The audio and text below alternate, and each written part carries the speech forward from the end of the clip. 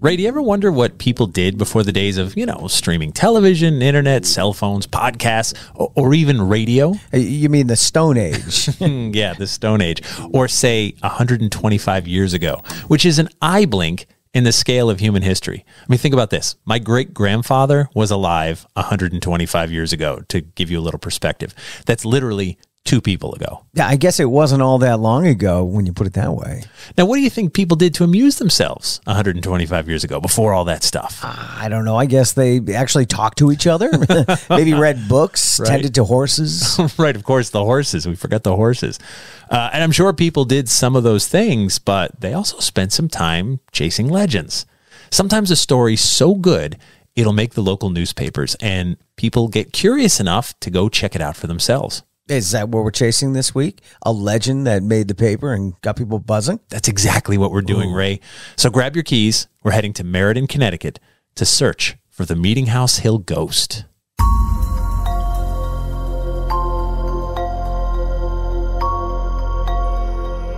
I'm Jeff Belanger. And I'm Ray Auger. Welcome to episode 290 of the New England Legends podcast. Thanks for joining us on our mission to chronicle every legend in New England, one story at a time. Whether it's ghosts or monsters, UFOs, roadside oddities, or the just plain weird, most of our story leads come from you. So please share our episodes with a friend or two. It's how we continue to grow and find new stories each and every week.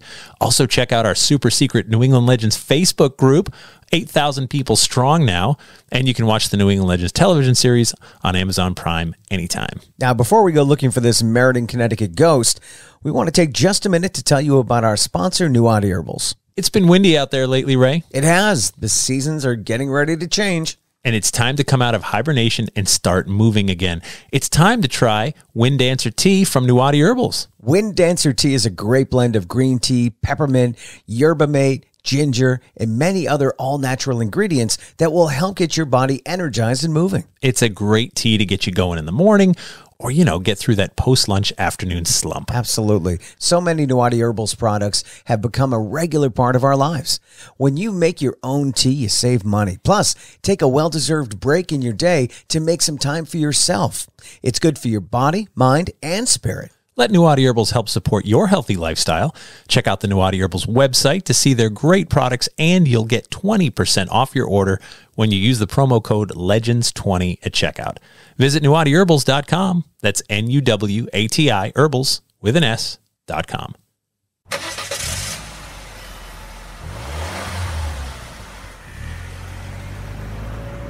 So we are heading to Meriden, Connecticut to search for a ghost. Yeah, that's the plan. A ghost investigation that made the headlines way back in 1895. Now, Jeff, this isn't our first trip to Meriden. Nope, no, it's not. Back in episode 118, we came here searching for the black dog of Hubbard Park. We did.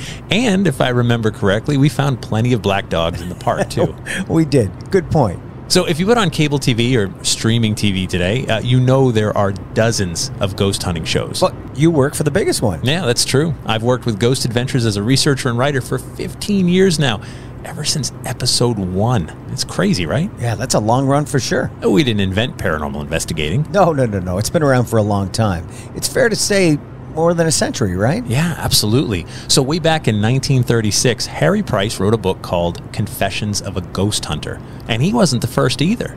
But it's kind of fair to call him maybe the first pop culture ghost hunting icon. Now, paranormal investigating is an offshoot of psychical research, which came around as a byproduct of the spiritualist movement that, of course, began in a little town called Hydesville, New York, back in 1848. Right, the Fox sisters. Yeah. They became the first celebrity touring psychics. And they brought the idea of spirits and spirit communication into the mainstream.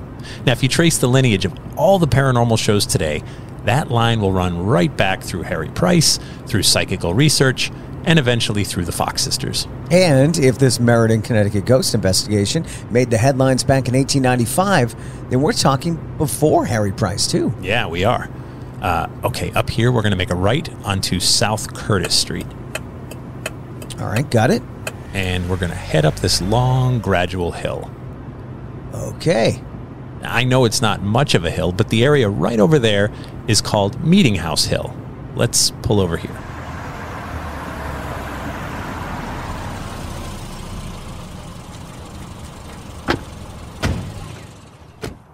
This isn't the best place to stop. Yeah. This is somewhat of a busy road.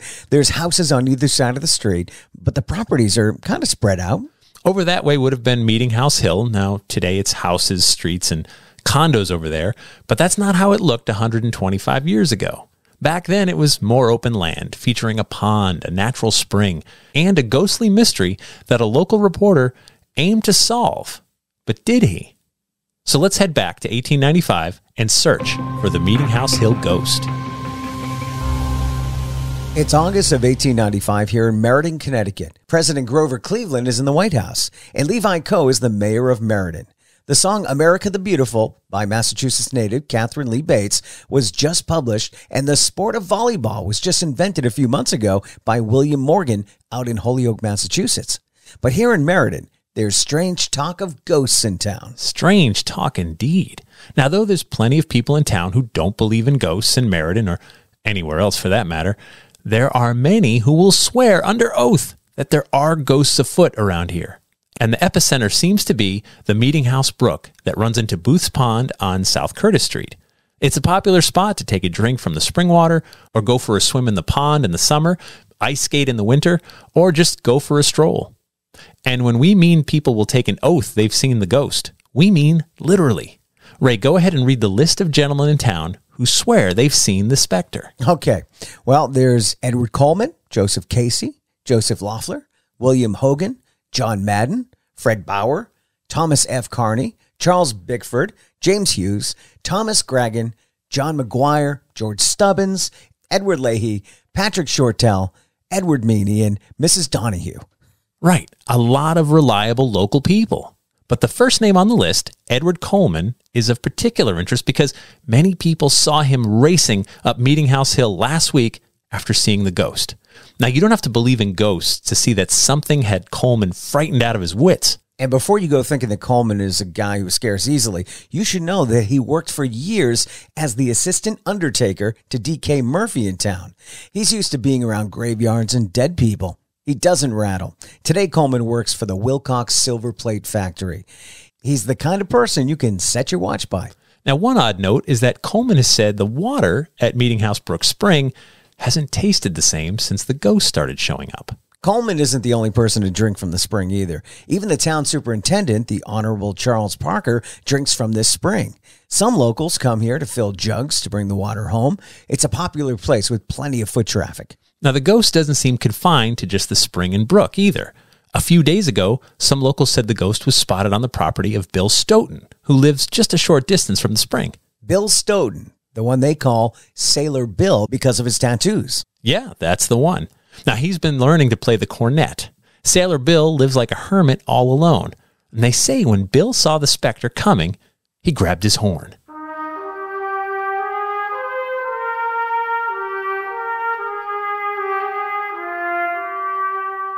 And played Home Sweet Home out of his window until the ghost fled. We should go ask Bill if that really happened. Yeah, why not? I mean, the house is right over there. I hope he's willing to talk to us. What do you want? Hi, Sailor Bill. Is it true you saw the Meeting House Hill ghost and scared him off with your cornet? I don't think we're wanted here, Ray. Ray, you coming? I'll catch you up in a second.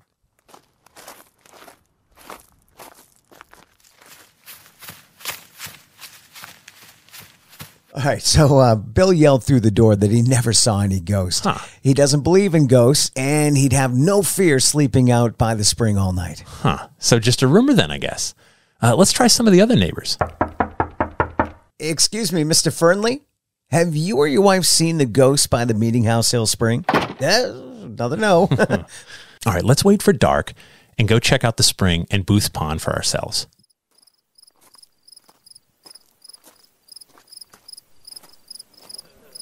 Okay, the spring's just up ahead. Oh, it looks like we're not the only people looking for this ghost tonight. No, I guess we're not. I can see kids with their parents on a blanket over there. There's some older men passing a bottle around between them. And, of course, some kids messing around in the woods. We should ask around and find out what people know. Excuse me, what do you know about the haunting here? Have you seen the ghost here? Do you think it's true? Wait. Last winter? Really? They live over on Broad Street? Oh, that must have been a sight. Okay, I learned something interesting. Yeah, me too. You go first. Okay, last year, on January 26th, 3 children drowned in Booth's Pond while ice skating. Whoa. I mean, the ice broke, and Mabel Yacht, Frederick Schrader, and Henry Rietler were all lost. That's horrible. Yeah. And that's not the kind of event a community would forget about. No, not at all. What did you learn from the locals? So everyone seems to agree the buzz about ghosts here around the pond started about 2 weeks ago. What happened 2 weeks ago? Well, one of the kids I talked to said that all this started after a group of boys spent an afternoon swimming at Booth's Pond. They came up to the spring to get a drink where they found some younger kids hanging around. One of the older boys started telling them all kinds of ghost stories. When the younger boys left to go home, the older boys hung back just a minute before they sprinted out of here screaming at the younger boys that they should run too because a ghost was right behind them. Okay, got it. So the kids ran all the way home. Yeah, but there's more. Oh, okay, go on. Well, the next night, the older boys convinced the younger ones to come back to the area. They even got one of their friends to dress in a white sheet and dance around the spring. And that's all it took. Okay. And this all happened at the place where some of these kids may have lost some friends just a year and a half ago. Right.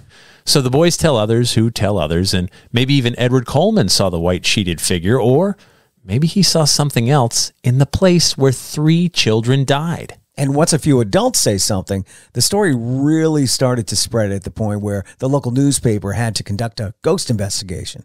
One of the last lines of the article concludes, and I quote, "Spirits were seen in there Saturday evening, for several happy Germans were observed to produce pint flasks from their coat pockets and take frequent nips." And that brings us back to today. I'm not sure why pointing out that they were German was important to this story, but we're reading directly from the August 26th, 1895, The Journal from Meriden, Connecticut. So is this one of those cases where the ghost story was just made up, you think? Well, according to this newspaper account, yes. But what shocks me is that the article makes no mention of the drowning at Booth's Pond just the previous winter. I mean, I wonder if this reporter had an agenda to disprove something rather than report. Well, 3 deaths do seem significant to the story. I agree. But either way, in August of 1895, Meriden was in a kerfluffle for weeks.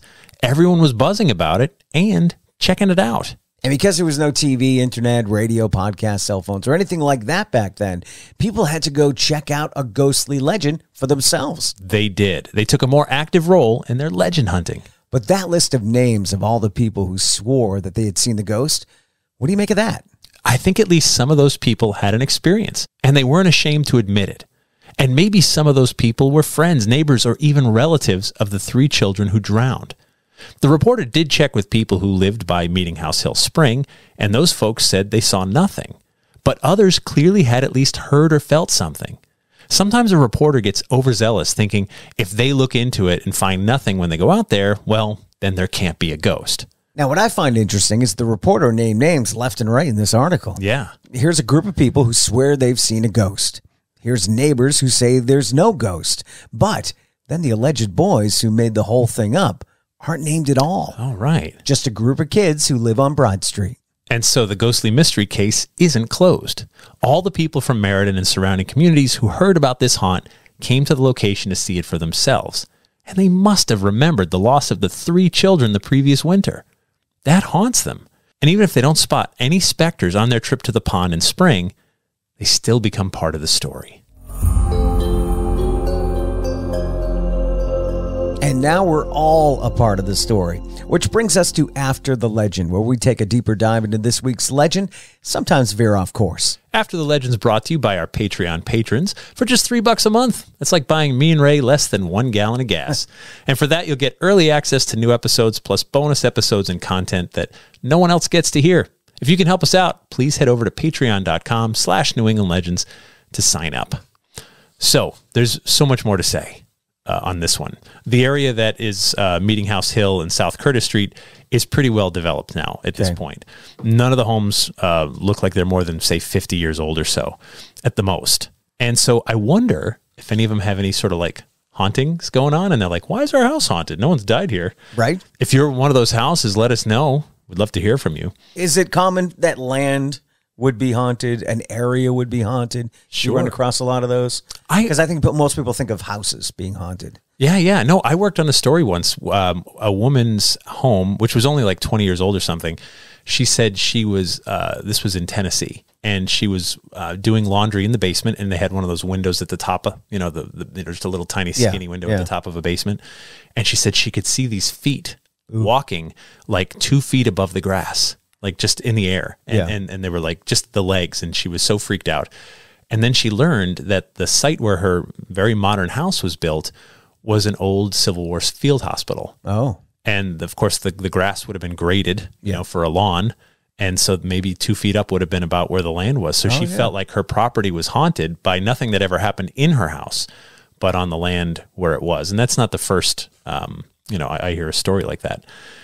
2 more newspaper articles worth mentioning about this particular case. The July 1st, 1895 Record Journal mentions that Fred Frobel's young son almost drowned on Booth's Pond, but he was rescued by a fisherman who was fishing nearby, and the fisherman's name was Joseph Leffler, who you mentioned, one of the people that claimed to have seen a ghost. So 3 kids drowned here in January of 1894. A boy almost drowned here in July of 1895, and that makes the paper. And then now it's August of 1895, 1 month after the almost drowning and a year and a half after the 3 kids drowned. And we have a ghost sighting that made the paper, and no mention of all this, right? I mean, I would imagine the reporter may have been around during the drownings, or at least somebody in the office was like, hey, that's the spot where the 3 kids drowned. So, I mean, but it never comes up. It never occurred to you that like this is an area where bad things have happened. Yeah. But wait, there's more. Oh, okay. So now after 1895 is when this event took place, August. A newspaper article from 1896 mentions that the owner of Booth Pond had then decided to close it to ice skating, and it took him 2 seasons to make that decision. Then we're going to go a little bit ahead, and I just went further and further down the rabbit hole. In 1900, George Kane was out hunting near Booth Pond and saw Harold Bailey at a distance. He shot and killed Bailey and was found guilty of manslaughter. Oh, my God. That's at the pond. But wait. There's more. 1903, another boy drowned in Booth Pond, bringing the death toll to 4 children and 1 adult in the span of 8 years. Wow. And so sometime after 1906, the pond was actually drained because, the owners were just like, this is my good, wouldn't you? Yeah, right? Absolutely. So anyway, as a reporter, Cursed pond. how do you cover a story like that, right? So when I first found this article, my thought was like, oh, well, it's sort of debunked. These kids said we made it up and we spooked the kids. And I went, well, let's do it. Let's cover this story. But then you have to ask yourself, well, did anyone actually die here a year and a half earlier? Yeah. Oh my God. So I think the reporter, then there's no name on the article. Otherwise I'd call the person out. It feels like they had an agenda. Yeah, the story was probably commissioned by the local skate shop that's like, we can't afford any bad press for the winter on this pond. It's not haunted. Please write that it's not. Yeah. No one's buying skates anymore. They're scared. Yeah, so it's and it was on private land. This was just the Booth Pond. They just allowed people to fish there or hang out or swim. But once the body count rises to 5 in 8 years in a small town, Meriden's not, it's not a tiny town, but it's not a huge city either. And then you start feeling responsible if you're the owner of the property. Right. You don't want that thing open. Right. You don't want to be the cause of distress, never mind deaths. Yeah. So the pond's removed, but yeah, to me, so we've commented in the past how the press sometimes handles a haunting story. Sometimes it's silly. They find the most ludicrous story, and go with that just to make it sound like a buffoon. Or, you go in with an agenda like I think this reporter did, which is I'll just say some kids that I won't name. It named so many names, name streets, name people, name the neighbor, named old Bill, Sailor Bill. Right? Like, oh, and Sailor Bill said, no, I never saw a ghost. Right. See? Stop talking about me. Yeah, stop saying I saw the ghost. I didn't. I was just playing my horn. And then suddenly it felt like he had an agenda when you bury this fact that 3 kids died a year and a half ago and 1 kid almost died 1 month ago. Seems pretty important to me. Maybe something totally different happened and the whole town was covering something else up. And they didn't want to talk about anything. So, if I'm telling you a ghost story and I go, remember those kids who drowned? That was right here. Yeah. Like those kids would have known probably knew the kids. Probably. Right? You're all young children in the same school district. Like you must have known those kids. Shame on the older boys too for bringing up such a tragic event. Boys are and using that. Kids are terrible. Really? Come on. My God. Remember your friends that died last year? They're haunting you right now. Yeah. Oh, we just saw their ghost. Run for it. Yeah. And then go as far as getting dressed up and running around and dancing around like a ghost. But when you know the background and you imagine all the adults, the guys, the Germans, I guess, I don't know why they had to be German, right. But like they came from Germany for this. Like the local Germans were passing a bottle around. The adults are picnicking. They're bringing their kids. Like, let's go look for the ghost. They knew what happened there. You'd think you'd stay away from that area, not go ghost hunting. Well, I mean, but sometimes the story is so compelling that you're just like, well, boy, these list of adults say they've seen the ghost. I know some of those folks. They're reasonable people. I know this horrible event occurred right there. Let's go look. Ugh. Right? I know it seems a little bit too soon to me, but that's the way this stuff works sometimes. Is that something leaves a mark or a stain that never gets washed away.